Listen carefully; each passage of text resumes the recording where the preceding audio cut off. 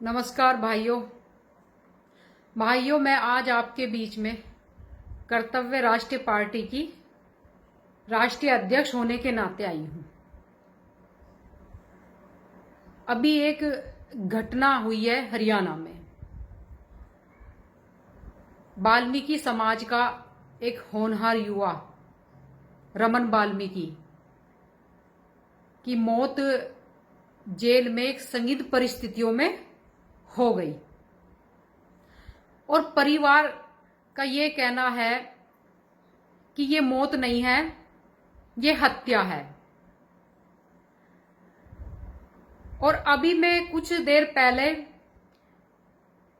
रमन वाल्मीकि के जो पिताजी है उनका बयान सुन रही थी, तो उनके बयान से ये झलक रहा था कि वो ये चाहते हैं कि मेरे बेटे को न्याय मिलना चाहिए। और मेरे बेटे को ही नहीं, अगर ऐसी कहीं घटना घटित होती है उनको भी न्याय मिलना चाहिए, ये उनकी भावना थी। लेकिन एक तरफ उनकी भावना ये भी दिख रही है कि एक आंदोलन खड़ा करा जाए। तो मैं इसी को लेकर आपसे बात कर रही हूं कि क्या आंदोलन किसी समस्या का समाधान है? क्या उग्र आंदोलनों से रमन वाल्मीकि को न्याय मिल सकता है? मैं ये कहना चाह रही हूं आपसे। देखिए, मैं भी एक पार्टी की नेता हूं, एक पार्टी की लीडर हूं, लेकिन मैं बात हमेशा कर्तव्य की करती हूं। मैं कभी ये नहीं चाहती कि समाज को किसी उग्र आंदोलन में या किसी आग में झोंका जाए। मेरा कहना यह है कि इसी समाज में बहुत सारे बुद्धिजीवी लोग हैं और सुप्रीम कोर्ट से लेके हाई कोर्ट तक बैठे हैं। तो आज उन्हीं अधिवक्ताओं से मेरा अनुरोध है, मेरा निवेदन है कि ये जो रमन वाल्मीकि का प्रकरण है इसे आप अपने हाथ में ले लीजिए, क्योंकि आज इस समाज को आप लोगों की जरूरत है। क्योंकि मैंने ये भी देखा कि रमन वाल्मीकि के पिताजी अन्य सामाजिक संगठनों से भी आह्वान कर रहे थे एक आंदोलन खड़ा करने का। देखिए, पिता है, पिता की भावनाएं हैं। बहुत दुखद परिस्थिति है जब किसी परिवार का बेटा उनके बीच से चला जाता है, तो बहुत ही दुखद परिस्थिति है एक पिता के लिए। लेकिन अगर उग्र आंदोलन खड़ा होता है, सामाजिक संगठन भी आ जाते हैं, तो उससे होगा क्या?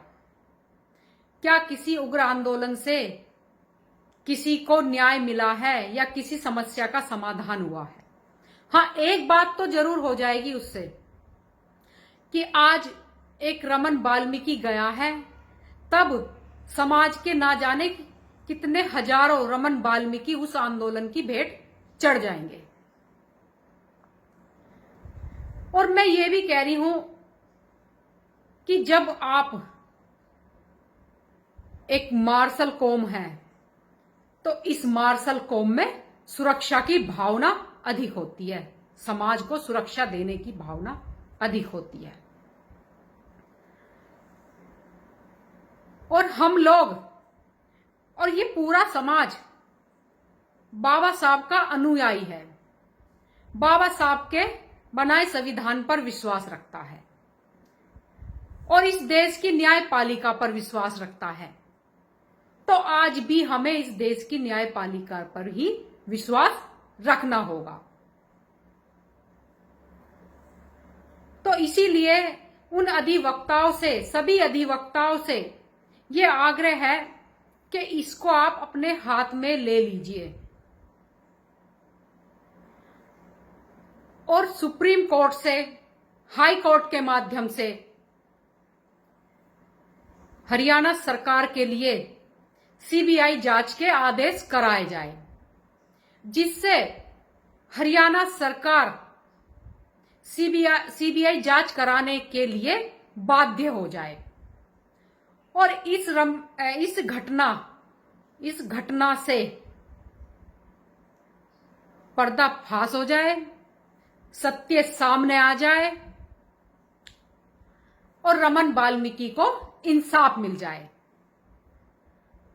और उनका जो परिवार है, जो उनके पिता है, उनके भाई है, उनके मां है, उनकी बहनें हैं, उनको भी ये तसल्ली हो जाए कि हां, मेरे बेटे को सही इंसाफ मिला है। मैं यही कहना चाहूंगी, पूरे समाज से ही कहना चाहूंगी और वाल्मीकि समाज से भी कहना चाहूंगी। देखिए, उग्र आंदोलन से कोई समस्या का समाधान नहीं निकलता, लेकिन इन उग्र आंदोलनों से नेता जरूर खड़े हो जाते हैं, कोई पार्टी जरूर पनप जाती है इन उग्र आंदोलन से, लेकिन समाज को तो बहुत बड़ी क्षति पहुंचती है इन्हीं उग्र आंदोलनों से।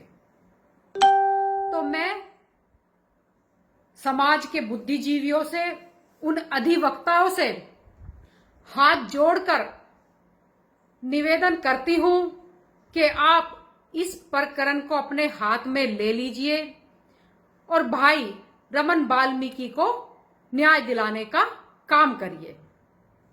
देखिए, कहने को तो मैं भी भड़काऊ भाषण देकर एक ऐसी छवि आपके सामने खड़ी कर सकती हूं कि ये नेता या ये लड़की समाज की बहुत बड़ी हितैषी है, लेकिन मेरी ऐसी कोई भावना नहीं है समाज को आग में झोंकने की या समाज के किसी युवा बच्चे पर एक भी मुकदमा, एक भी लाठीचार्ज या एक भी इस समाज का होनहार बच्चा और चला जाए, ये ऐसी मेरी भावना नहीं है।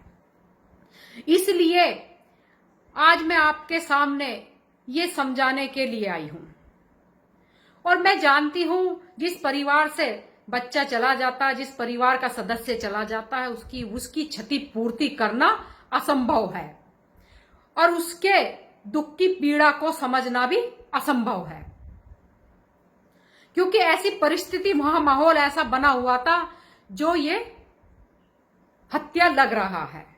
तो मैं फिर एक बार आग्रह करके अधिवक्ताओं से कहना चाहूंगी, समाज के बुद्धिजीवियों से कहना चाहूंगी कि इस प्रकरण को अपने हाथ में ले और समाज को आग की एक खाई में जाने से बचाए, समाज के युवाओं को खाई में जाने से बचाया जाए।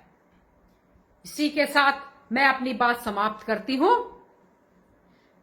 जय हिंद, जय भारत और जय न्यायपालिका और जय इस देश का संविधान, भारतीय संविधान को भी मैं नमन करती हूं।